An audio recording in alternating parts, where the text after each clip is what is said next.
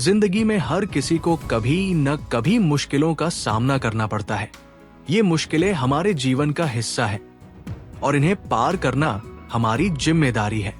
भगवान कृष्ण ने भी अपने जीवन में कई चुनौतियों का सामना किया और हमें सिखाया कि डरना नहीं है, बल्कि अपने दुखों से लड़ना है। एक दिन की बात है, भीम ने भगवान कृष्ण से अपने क्रोध को लेकर सवाल किया। भीम को काफी ज्यादा क्रोध आता था और वह जानना चाहता था कि कैसे अपने क्रोध पर काबू पाया जाए।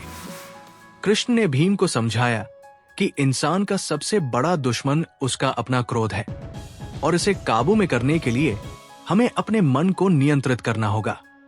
भगवान कृष्ण ने भीम को बताया कि क्रोध को काबू में करने के लिए हमें निम्नलिखित तरीकों का पालन करना चाहिए।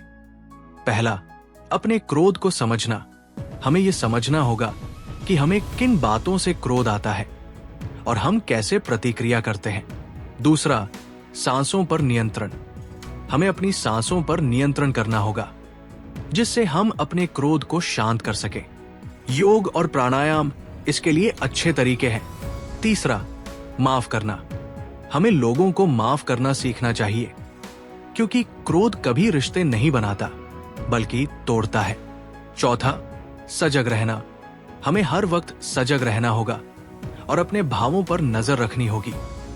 भगवान कृष्ण ने भीम को समझाया कि जीवन में संतुलन बहुत जरूरी है। हमें अपने प्रेम और क्रोध के बीच संतुलन बनाकर चलना होगा। प्रेम और क्रोध दोनों ही भाव हमारे जीवन में महत्वपूर्ण भूमिका निभाते हैं, लेकिन हमें इन्हें संतुलित तरीके से उपयोग करना होगा।